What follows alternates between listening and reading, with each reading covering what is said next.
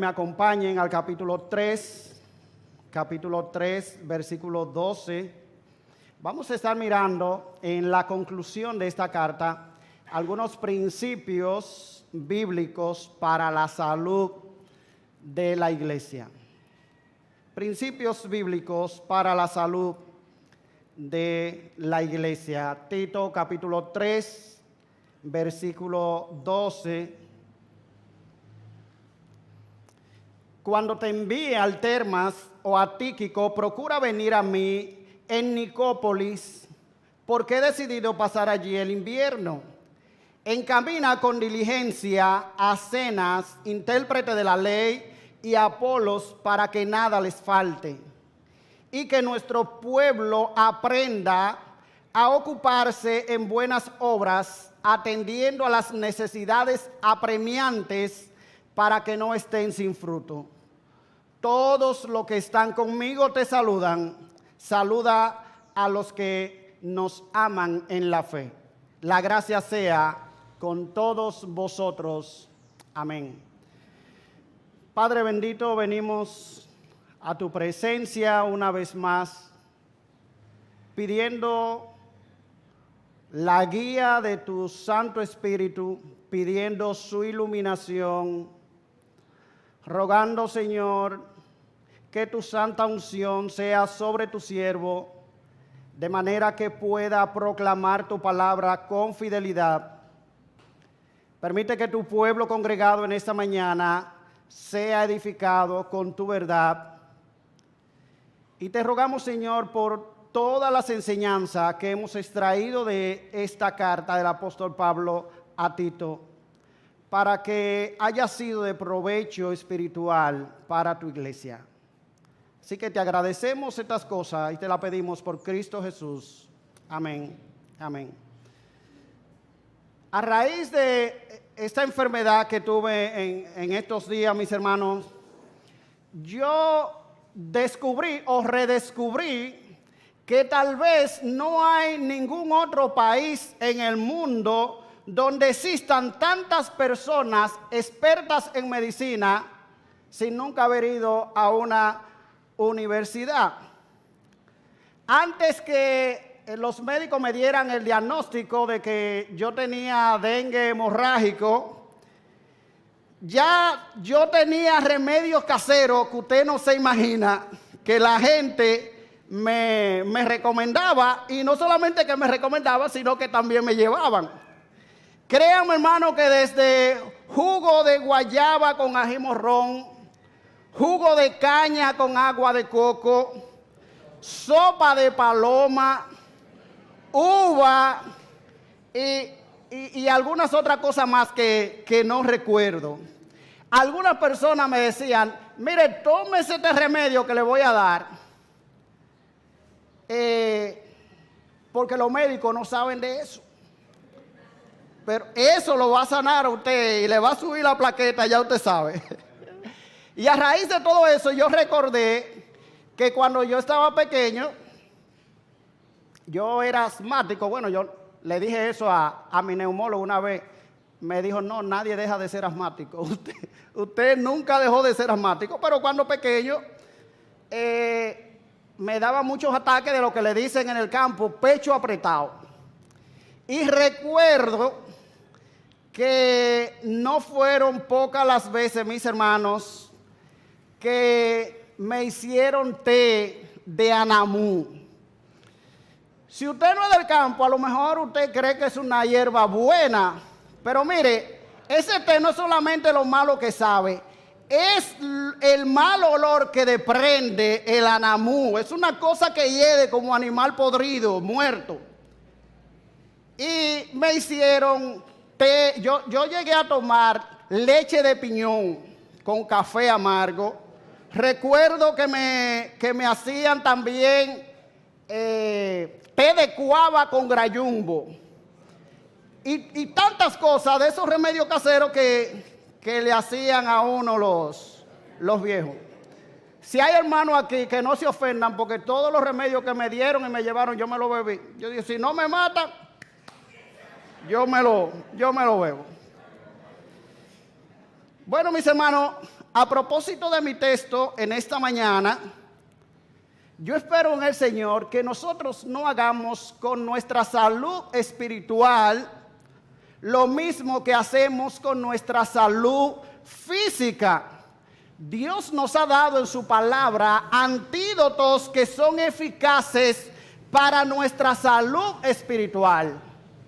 Y tú ni yo podemos escoger remedios caseros de voces expertas de la experiencia que nos recomiendan para nuestro bienestar espiritual. No, mis hermanos.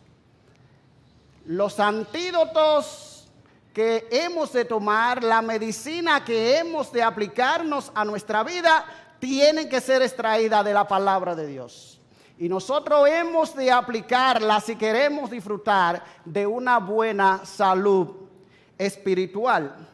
Así que espero en esta mañana, mis hermanos, podamos seguir los principios que Dios nos plantea aquí en la conclusión de esta carta. Y vamos a ver de manera breve 5 principios que nosotros tenemos para la salud de la iglesia basado en este texto.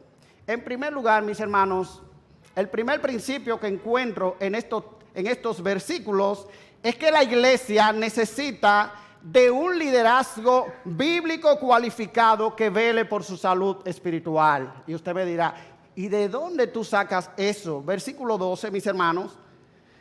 Miren, Pablo le está aquí solicitando a Tito que se reúna con él en Nicópolis. Y él le dice, antes de eso, yo necesito que alguien te releve allá. Por eso comienza el versículo 12 diciendo, cuando te envíe a Artemas o a Tíquico, a cualquiera de los dos, parece que no estaba decidido el apóstol a cuál de ellos enviaría. Dice, procura venir a mí a Nicópolis, pero no vengas sin que antes llegue el relevo. Porque he decidido pasar en Nicópolis el invierno. Allí lo pasaría.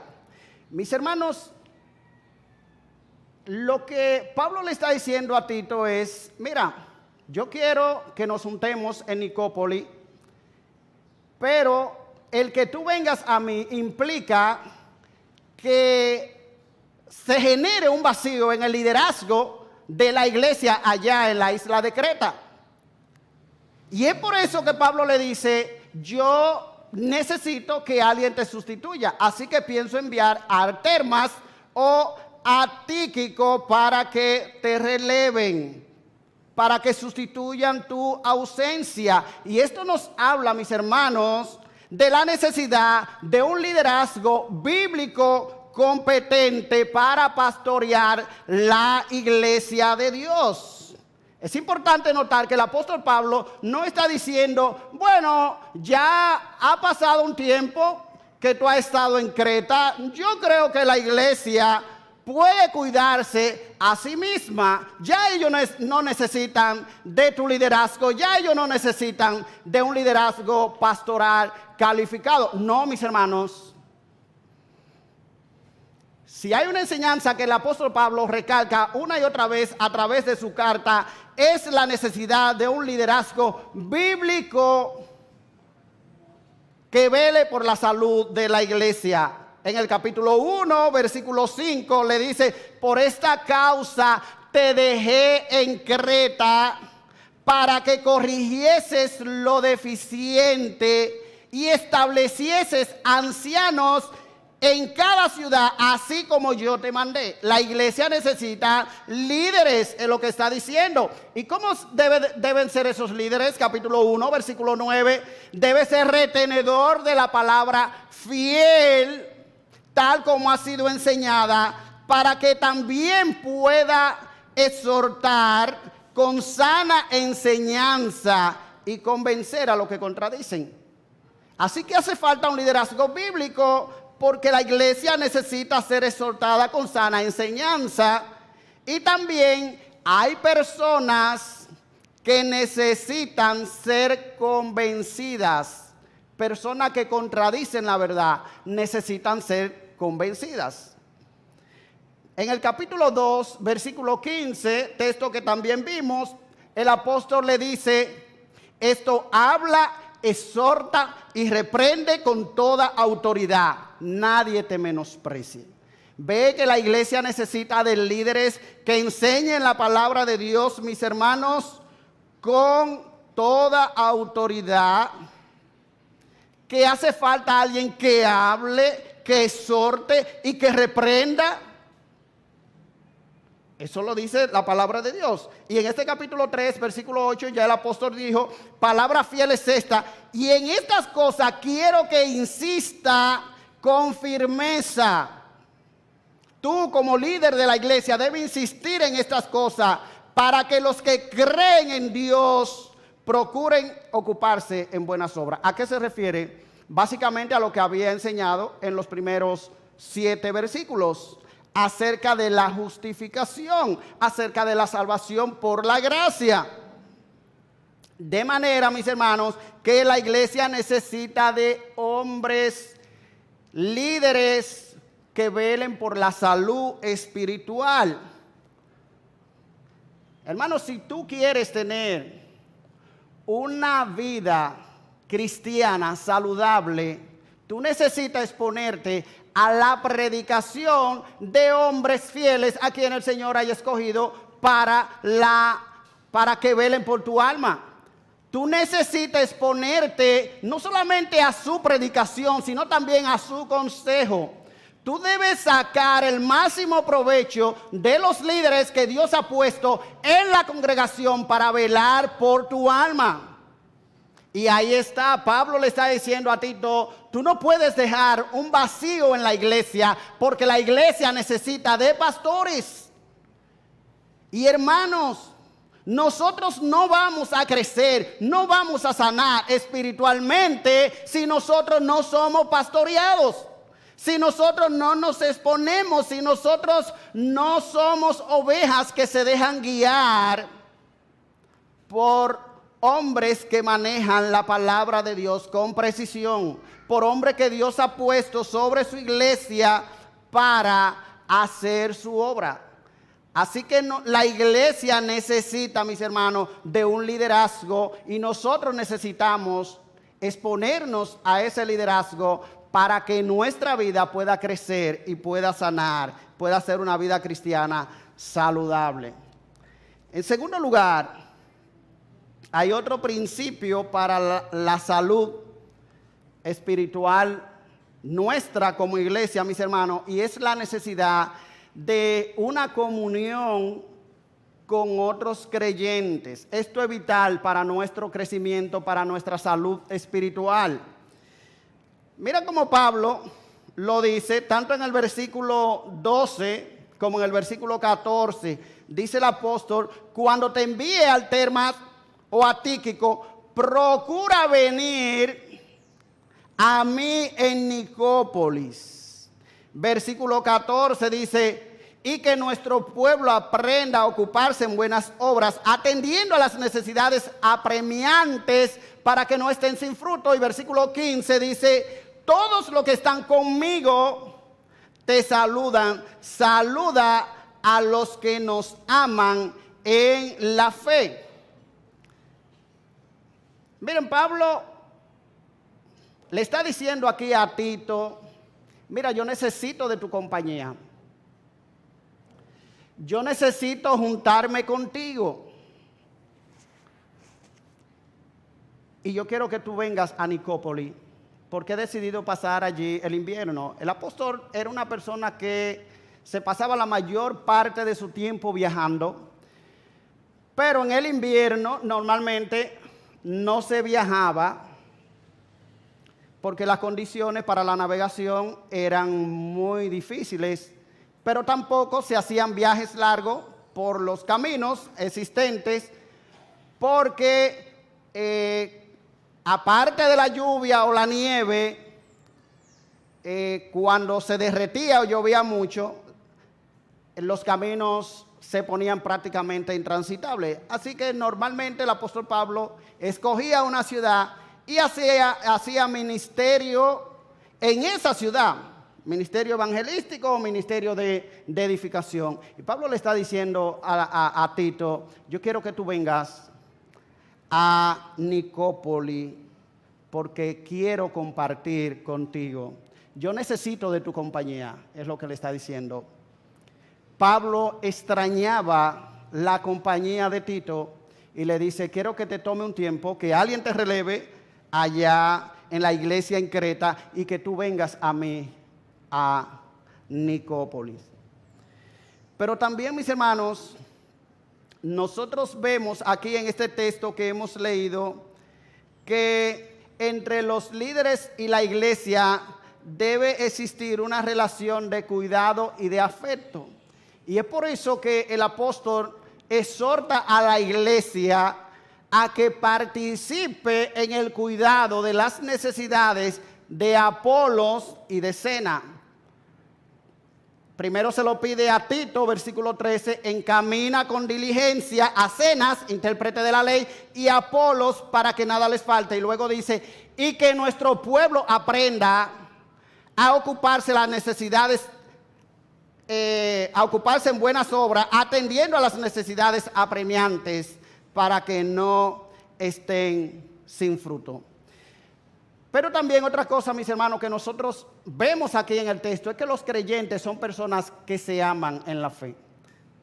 Los creyentes son personas que comparten una fe, tienen una fe en común. La vida cristiana no es una vida en solitario, es una vida que hemos escogido vivir en comunidad. Pero no solamente que nosotros hemos escogido, sino que Dios ha diseñado la vida cristiana para que la vivamos en comunidad. Por eso en el versículo 15 el apóstol dice, todos los que están conmigo te saludan. Y dice también, de nuestra parte, saluda a los que nos aman en la fe.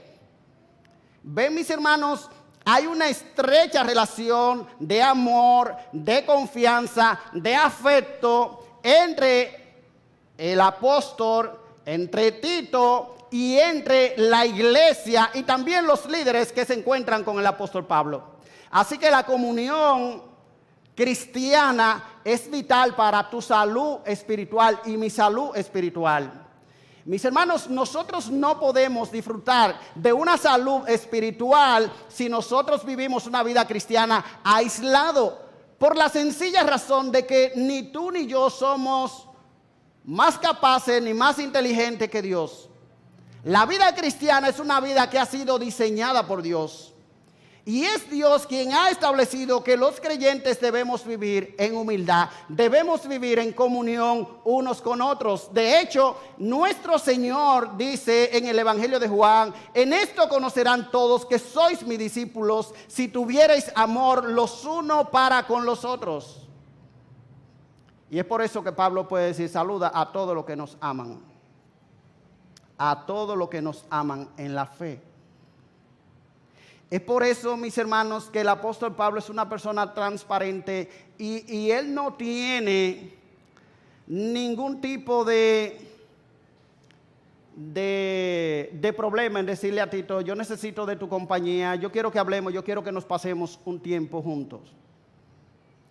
Así que, hermano, tú también necesitas de la compañía de otros hermanos en la iglesia que te alienten y los cuales puedan fortalecer tu vida cristiana. Pero la comunión cristiana, mis hermanos, es tan importante porque nos hace saber que nosotros no estamos solos. Porque nos recuerda, mis hermanos, que nosotros somos una familia muy grande en todo el mundo y que hay hermanos que oran por nosotros, que nos aman, que saben que la gracia de Dios nos ha sido dada a nosotros, así también como le ha sido dada a ellos. Y es por eso que Pablo le puede decir, todos los que están conmigo te saludan. Saluda a todos los que nos aman en la fe. Así que la obra de Dios La familia de Dios es una familia que está compuesta por gente de todo pueblo, lengua y nación. Y nosotros debemos hacer, hermanos, de la comunión cristiana una parte esencial de nuestra madurez y de nuestro crecimiento en la fe. En tercer lugar, si queremos tener una vida cristiana saludable, mis hermanos, debemos ofrendar bíblicamente, porque al hacerlo nosotros estamos evidenciando que estamos dando fruto para el reino de Dios. Versículo 14. Y que nuestro pueblo aprenda a ocuparse en buenas obras, atendiendo a las necesidades apremiantes para que no estén sin frutos. ¿A qué buenas obras se refiere el apóstol Pablo aquí? Mis hermanos, a suplir las necesidades económicas de estos dos misioneros que estaban con Tito allá en la iglesia. Miren cómo Pablo le dice en el versículo 13: encamina con diligencia a Zenas, intérprete de la ley, y a Apolos, para que nada le falte. Y ese encamina con diligencia no es simplemente darle una bola hasta que ellos cojan el barco y se despidan. No, ese encaminar con diligencia tiene que ver con proveerle de las necesidades económicas de estos hermanos. Encamina con diligencia a Zenas, intérprete de la ley, y a Apolos, para que nada le falte. Ellos necesitan de el sustento físico. Y el apóstol dice, no solamente tú, sino también toda la iglesia debe participar en esto, versículo 14, y que nuestro pueblo aprenda a ocuparse en buenas obras. ¿Y cuáles buenas obras son esas? Ocuparse en las necesidades económicas de estos hermanos, atendiendo a las necesidades apremiantes para que no estén sin frutos. Y hay algunas cosas que yo quiero destacar aquí de este versículo. En primer lugar, mis hermanos, ofrendar es un deber cristiano que nosotros debemos aprender. Ofrendar es un deber cristiano que nosotros debemos aprender. Pablo lo dice, y que nuestro pueblo aprenda. Que nuestro pueblo aprenda. Eso significa, hermano, que tú y yo debemos ser intencionales en este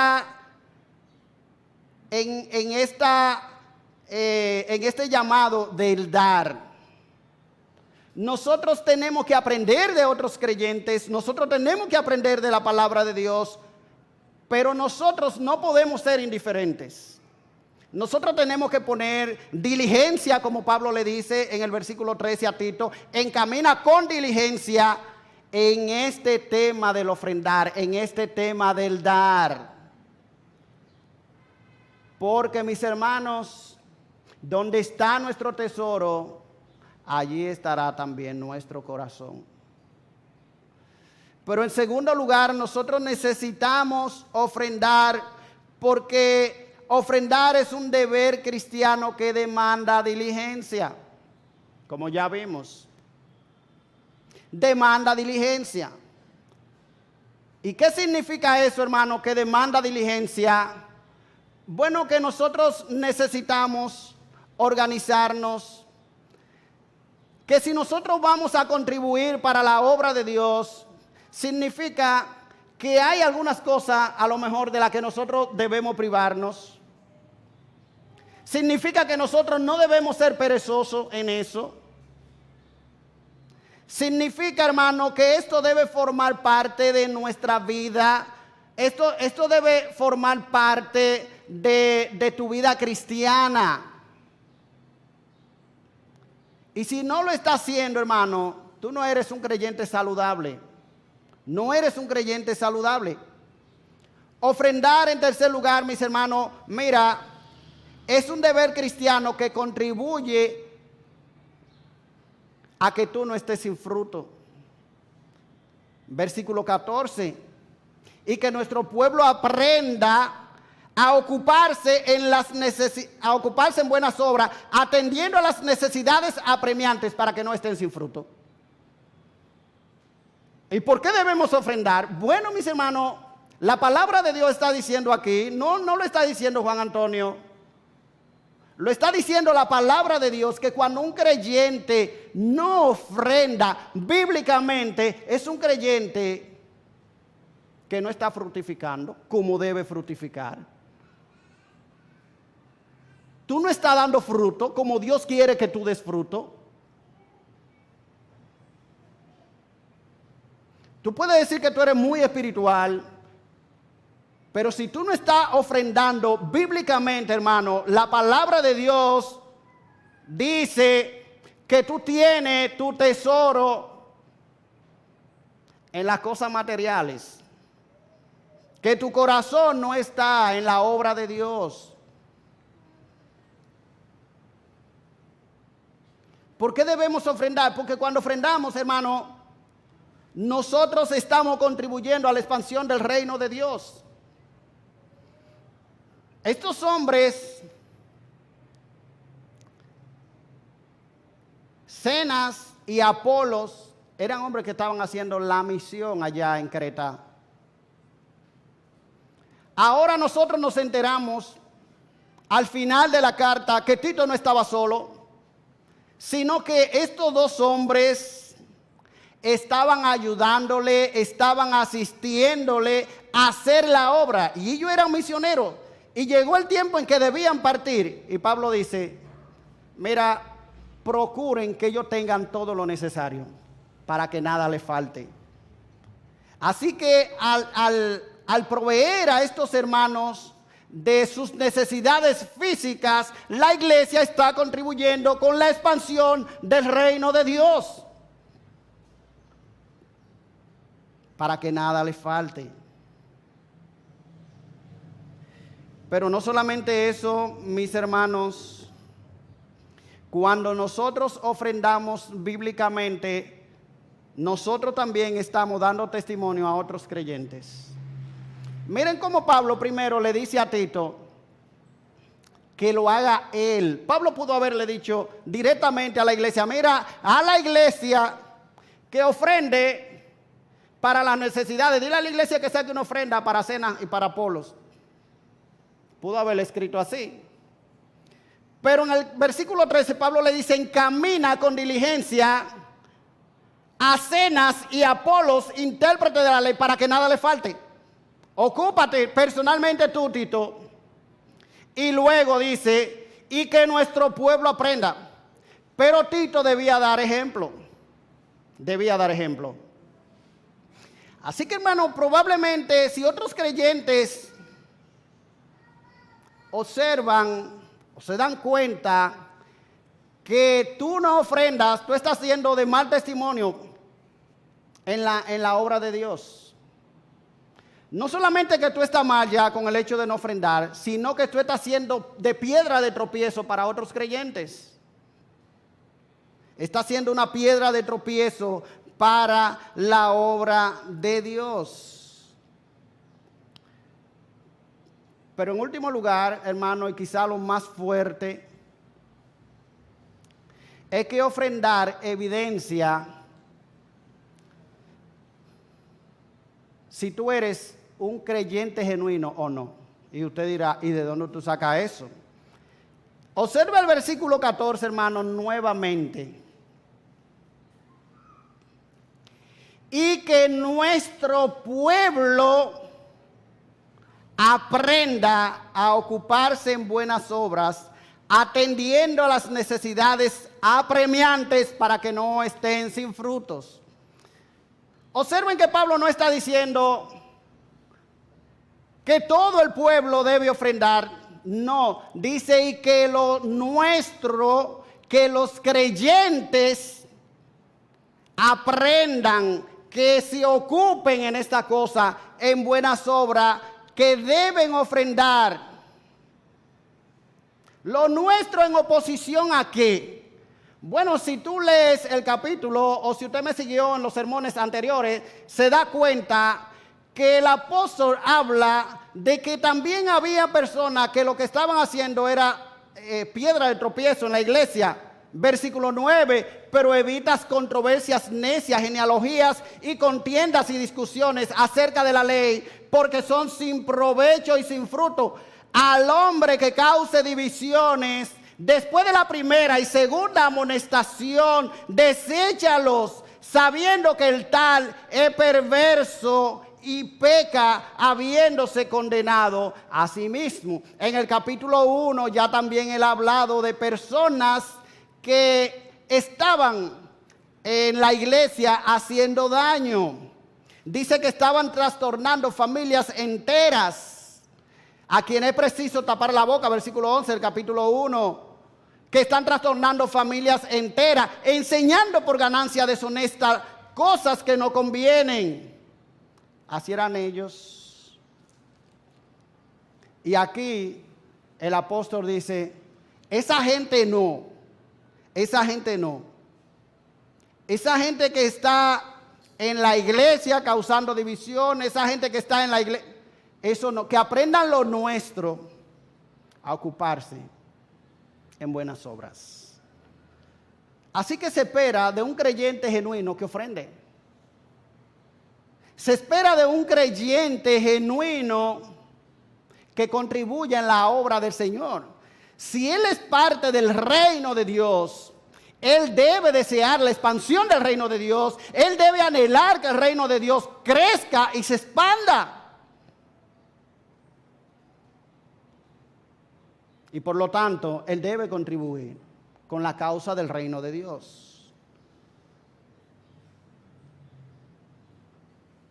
Si tú no ofrendas, es porque probablemente, hermano, no te interese lo que sucede en la obra de Dios. Así como pasaba con esa persona que estaba en la iglesia causando controversia.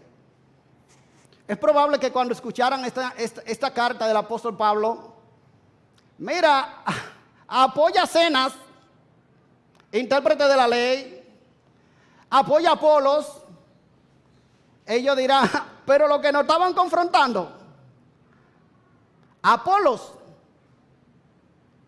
es porque ellos estaban enfrentando a los falsos maestros. Así que es probable que cuando ayudara a Apolos y a Cenas, le entraba por un oído y le salía por el otro. Ellos no se ocuparían de las necesidades de la obra de Dios por la razón elemental de que los intereses del reino de Dios no son sus intereses. Y eso es lo que pasa con una persona cuando no ofrenda. Eso es lo que pasa con un creyente cuando él no está dando para la obra de Dios. Es que los intereses del reino de Dios no son sus intereses. Es que él tiene otra agenda. Es que él tiene otros intereses. Es que él tiene otras ocupaciones en las cuales gastar sus recursos. Y tú no puedes, hermano, ser un creyente saludable si tú descuidas esa área de tu vida cristiana. Tú puedes leer la Biblia de principio a fin y tú verás cómo Dios de principio a fin se ocupa de que los creyentes den, porque el dar es una evidencia de que nosotros estamos interesados, estamos involucrados, es que nosotros nos interesa el reino de Dios. Nosotros estamos diciendo, esa es mi causa y yo quiero invertir mis recursos en esa causa. ¿Acaso no lo dice el Señor? Que debemos invertir donde ni la polilla ni el orín corrompen y donde los ladrones no minan ni hurtan. Es por eso, mis hermanos, porque es que cuando lo hacemos nosotros estamos fructificando. No se trata un tema de que la iglesia quiera tus recursos. No, dice Pablo, es para que tú no estés sin fruto. Para que no estén sin fruto. ¿Quieres ser un creyente saludable? Hermano, no es remedio casero, es lo que Dios dice. Y Dios te está diciendo, tú necesitas ser pastoreado, tú necesitas la comunión con otros creyentes, tú necesitas involucrarte en la obra de Dios activamente, dando de tus recursos. Pero no solamente eso, tú necesitas trabajar, tú necesitas mantenerte ocupado en el servicio de la obra de Dios. Necesita estar involucrado en el servicio cristiano. Pablo dice que nuestro pueblo aprenda a ocuparse en buenas obras. Ya hemos dicho que esto tiene que ver con dar recursos económicos, pero esto, hermano, es una forma de nosotros también estar involucrados en la obra de Dios. Nuestro pueblo aprenda a ocuparse. Algunas versiones dicen que nuestro pueblo se dedique a lo que tú te dedicas, en lo que tú te ocupas, hermano, es algo en lo que tú gastas tu tiempo. Es algo en lo que tú gastas tu energía. Así que cuando la palabra de Dios dice que nuestro pueblo aprenda a ocuparse, es que tú gastes tu energía, que tú gastes tu tiempo en las cosas de Dios. No es posible, hermano, que un pastor, ni siquiera un equipo de pastores, atiendan a las necesidades que hay en la iglesia. Eso es imposible. Hay muchas necesidades que demandan ser satisfechas en la iglesia, que no pueden ser realizadas por los pastores de la iglesia. Y tampoco es bíblico. En Hechos nosotros vemos que cuando se multiplicaron las necesidades, ¿qué dijeron los apóstoles? Es necesario que escojamos personas de entre el pueblo que se ocupen de las necesidades en la iglesia y que nosotros nos dediquemos a la palabra de Dios y a la oración. Así que no es sano, no es bíblico. No solo no hay tiempo, hermano, suficiente para que los pastores hagan toda la tarea de la iglesia, sino que Dios ha dado dones, Dios ha dado talentos a su iglesia. Y Dios espera que esos talentos y esas capacidades que Él ha dado sean usadas, sean puestas en operación para que la iglesia funcione como un cuerpo. Y una de las cosas, mis hermanos, que nosotros vemos en el final de esta carta es cómo los creyentes se mantenían ocupados en la obra de Dios. Fíjese que Artemas y Tíquico estaban dispuestos a reemplazar a Tito en el pastorado allá en la isla de Creta. Pablo dice, cuando envía a ti Artemas o a Tíquico, estos eran hombres que estaban dispuestos, estos eran hombres con los que Pablo podía contar, gente que estaban dispuestos hacer el trabajo, hacer la obra de Dios. Pero no solamente ello, nosotros vemos que Apolos y Zenas estaban allá trabajando con Tito, ocupados, y eran parte del equipo de liderazgo en la iglesia. Pero no solamente eso, mis hermanos, nosotros vemos al mismo Tito que está trabajando, haciendo una labor ardua, que tendría que trasladarse a Nicópolis, donde estaba el apóstol Pablo, para pasar tiempo con él. Así que los creyentes también debían ocuparse en buenas obras, porque esa es la dinámica de la iglesia. El trabajo en la iglesia no es tarea de 2 o 3, no es tarea de los líderes de la iglesia, es tarea de toda la iglesia. Y tú no serás un creyente saludable, tú no serás un creyente que disfrute de salud espiritual si tú no estás involucrado en el trabajo de la iglesia. Si tú eres un creyente meramente consumidor de lo que pasa aquí en la iglesia, tú no eres un creyente saludable. No, hermano. Tú necesitas servir en la iglesia. Otra cosa que nosotros aprendemos, hermano, es que nuestras ocupaciones, nuestras profesiones, por más exigentes que sean y demanda de tiempo, no pueden ser un obstáculo para que nosotros sirvamos. Esos 2 personajes que estaban con Tito en Creta no eran hermanos de a pie, como nosotros diríamos hoy día. No, mis hermanos, estamos hablando de 2 personas académicamente de lo más competentes de su época. Zenas, intérprete de la ley, que algunos incluso han dicho que probablemente intérprete de la ley no es que él era un escriba, sino que él era un abogado, que era un intérprete de la ley romana, un abogado como lo llamaríamos hoy día. Y esto porque su nombre romano, Zenas, dice probablemente entonces él no era un escriba, pero nosotros sabemos por la palabra de Dios que muchos judíos tenían también nombres romanos, como en el caso del apóstol Pablo. Así que el hecho de que eran personas capacitadas. Apolos también era un intelectual, era una persona poderosa en palabra. Así se describe en el libro de los Hechos. Y estas personas académicamente capacitadas, ellos no están diciendo, bueno, mira, yo no tengo tiempo para servir en la iglesia, porque tú sabes que yo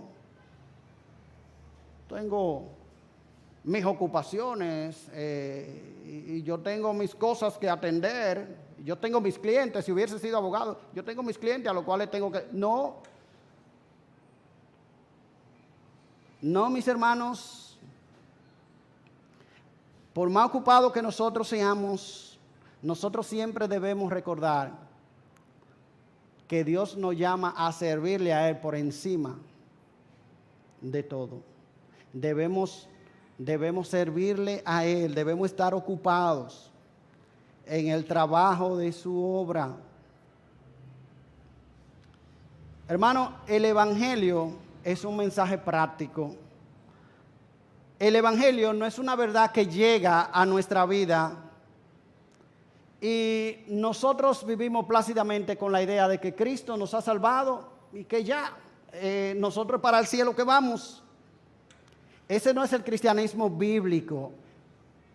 El verdadero evangelio nos lleva a decir con el apóstol Pablo, en 2 Corintios capítulo 5, versículo 15, y por todos murió, para que los que vivan ya no vivan para sí, sino para aquel que murió y resucitó por ellos.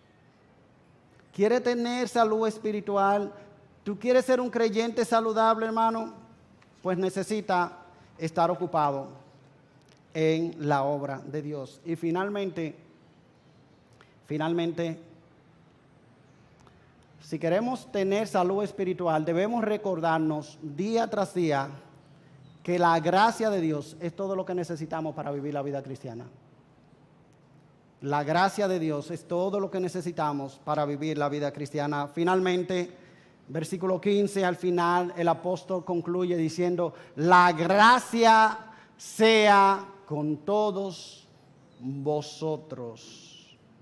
La gracia sea con todos vosotros. Y esta despedida del apóstol Pablo, una despedida como muy seca, solo menciona la gracia. Pero hermano, no hace falta más. Pablo no menciona ninguna otra virtud. Solamente la gracia. No porque las demás no hagan falta, mis hermanos, sino porque la gracia incluye todas las demás. Como ya nosotros vimos, hermano, en los capítulos anteriores de esta carta, es por la gracia de Dios que nosotros somos redimidos. Pablo dice que la gracia de Dios se ha manifestado, trayendo salvación a todos los hombres, enseñándonos que renunciando a la impiedad y a los deseos mundanos vivamos en este siglo sobria, justa y piadosamente. La gracia de Dios, hermano, ha irrumpido en nuestra vida y nos ha salvado. Pero no solo eso, mis hermanos, es por la gracia de Dios que nosotros somos justificados. Es por su gracia que somos justificados. Mire el versículo 7 del capítulo 3. Para que justificados por su gracia fuésemos hechos herederos según la promesa. Es por su gracia que nosotros somos regenerados y que nosotros somos salvados. Versículo 3 dice, porque nosotros también éramos en otro tiempo necios, desobedientes, extraviados, esclavos de deleites y placeres diversos, viviendo en malicias y envidia, aborrecibles y odiándonos unos a otros. Pero cuando se manifestó la bondad o la gracia de Dios, nos salvó. Y su amor hacia la humanidad, dice, nos salvó. No por obra de justicia que nosotros hubiéramos hecho, sino conforme a su misericordia, por medio del lavamiento, de la regeneración y la renovación en el Espíritu Santo. Hermano, si no fuera por la gracia de Dios, no habría salvación. Si no fuera por la gracia de Dios, nosotros no pudiésemos respirar, nosotros no pudiésemos sobrevivir un día más. Así que Pablo solamente dice, la gracia sea con todos vosotros. Pablo encomienda a Tito a la gracia, porque desea que él siga estando rodeado de ese favor inmerecido de Dios. Él lo encomienda a la gracia de Dios, porque la gracia de Dios es amor activo y real. Amor que va a proporcionarle todo aquello que es necesario para que él siga adelante en su ardua tarea. La gracia es amor que nos proporciona plena seguridad de que Dios no nos fallará, sino que cumplirá fielmente los propósitos de su gracia en nosotros. ¿Qué más necesitamos? No merecemos, mis hermanos, el amor de Dios. No merecemos la misericordia del Señor. No merecemos la comida que nos comemos, el aire que respiramos, la salud que tenemos, ni ninguna clase de bienestar temporal ni eterno. Lo único que merecemos es la separación de Dios por toda la eternidad, porque somos seres pecadores. Pero hermano, la buena noticia del Evangelio es la gracia de Dios que ha venido a salvarnos. No merecemos compasión alguna de parte de Dios, pero Él nos ha mostrado su favor. Así que día tras día nosotros tenemos que recordarnos que nosotros somos un milagro de la gracia de Dios.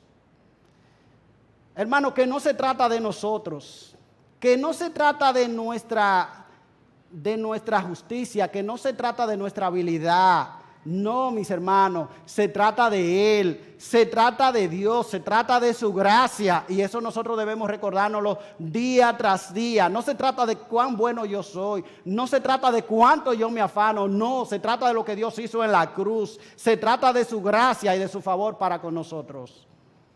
Y esa verdad es la que nos va a mover a hacer, hermano, y a vivir para la gloria de Dios todos los días de nuestra vida. Así que yo quiero concluir sencillamente, hermano, haciéndote algunas preguntas. ¿Cómo está tu salud espiritual? En este nuevo año, yo no sé si tú has reflexionado acerca de tu vida cristiana.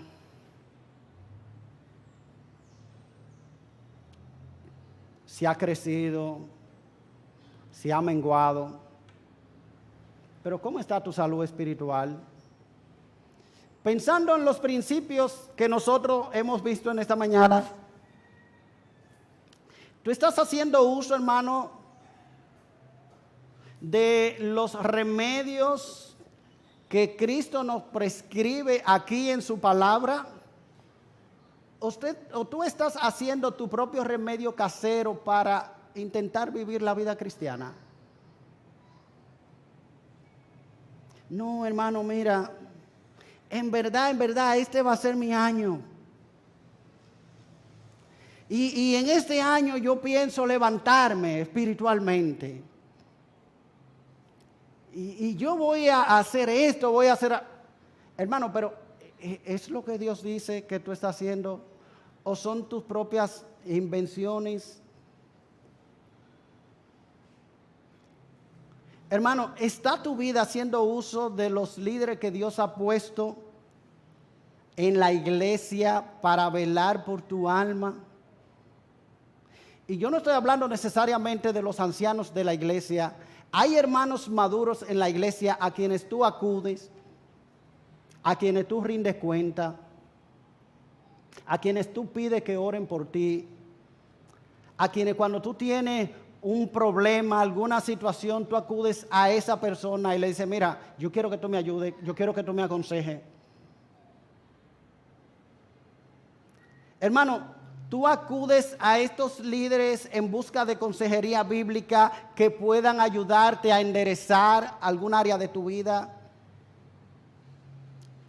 tu matrimonio, la crianza de tus hijos, en tu trabajo, alguna dificultad por la que tú estés atravesando. Tú estás haciendo uso de ese liderazgo bíblico que dice la palabra de Dios es imprescindible para tu salud espiritual. O quizá yo puedo preguntarte, hermano, ¿cómo está tu comunión con otros creyentes? ¿Tú te deleitas en la compañía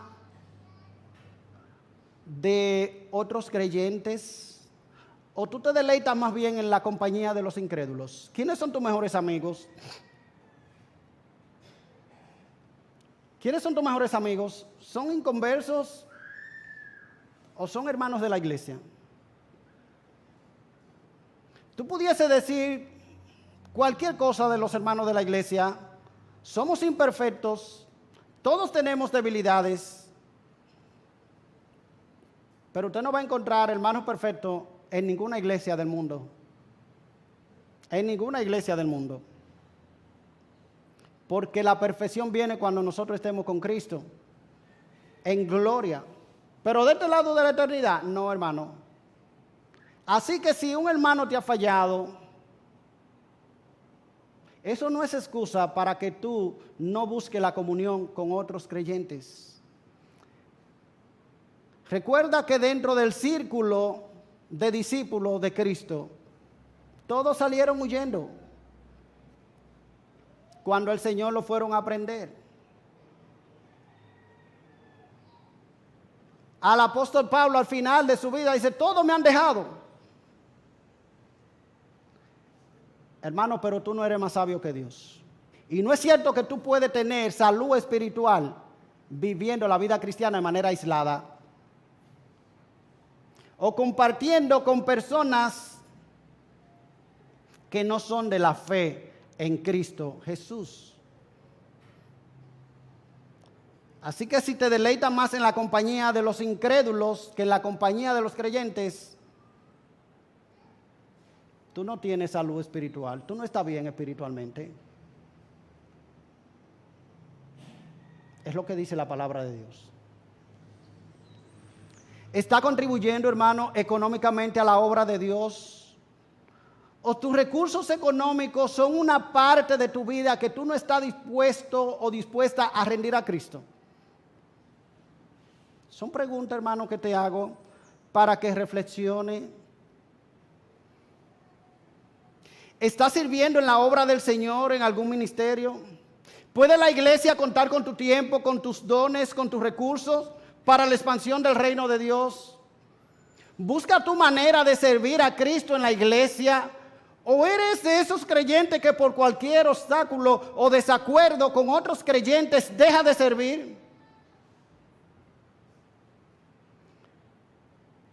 Miren, hermano, si porque uno tenga compañeros de trabajo que son difíciles, usted va a cambiar de trabajo, es probable que usted termine en la miseria. ¿Verdad que nosotros nos acomodamos en nuestro trabajo, aun cuando hay personas que son difíciles, jefes que son insoportables? Nosotros no las arreglamos y no renunciamos fácilmente. Pero en la iglesia, por cualquier desacuerdo, la gente de una vez deja un ministerio. La gente de una vez deja de trabajar. Y yo te pregunto, hermano, ¿es tu orgullo más importante que el servicio al Señor? Son preguntas que hago. ¿Son tu carácter y tus caprichos un requisito para servir? ¿O tú estás dispuesto a servir porque reconoce que la causa de Cristo es más importante que tus caprichos y tus deseos?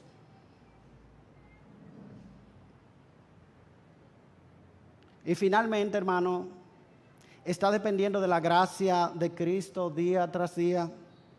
¿Reconoces tú que todo cuanto tienes es un don inmerecido de Dios, de su gracia? Que lo único que merece la condenación eterna, pero Cristo con su muerte en la cruz ha hecho provisión abundante en su gracia para su pueblo. Tú lo reconoces, tú vives en esa gracia, tú dependes día tras día de esa gracia.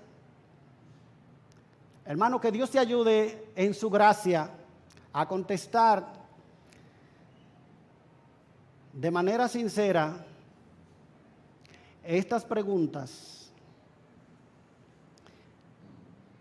Y si en la presencia de Dios el Señor te muestra que tú no estás bien, quiera el Señor ayudarte a enderezar tu vida, a buscar ayuda para que tú puedas ser un miembro saludable de la iglesia. Padre, nosotros te damos gracias. Te damos gracias por tu palabra y te damos gracias, Señor, por esta carta. Te damos gracias, Señor, por las exposiciones que nos ha permitido a lo largo de todo el año pasado. Gracias por la iglesia, por su paciencia a exponerse a la predicación de tu palabra. Nosotros te rogamos, Señor, que la misma haya traído a tu iglesia edificación. Oh Padre, mira cada hermano presente. Queremos presentarlo delante de ti. Oh Padre, permite que como iglesia nosotros podamos ser una iglesia que goce de salud espiritual. Y que nuestra vida, Señor, pueda reflejar a Cristo. Y que aquellos que no te conocen puedan ser traídos de las tinieblas a la luz. Porque hay un pueblo que está ocupado en buenas obras. Hay un pueblo que está ocupado en los intereses de tu reino. Y proclamando a todo pulmón que en Cristo hay esperanza, que en Cristo hay salvación. Y esto lo haremos quizás de manera personal en algunas ocasiones y en otras a través de hermanos a quienes sostenemos en otro lugar, y que por nuestras ofrendas ellos pueden proclamar tu palabra en otros lugares. Así que ayúdanos, Señor, a involucrarnos en tu reino y que nos gocemos al ver tu obra crecer y expandirse. Por Cristo Jesús te lo pedimos. Amén, amén. Señor le bendiga, hermanos.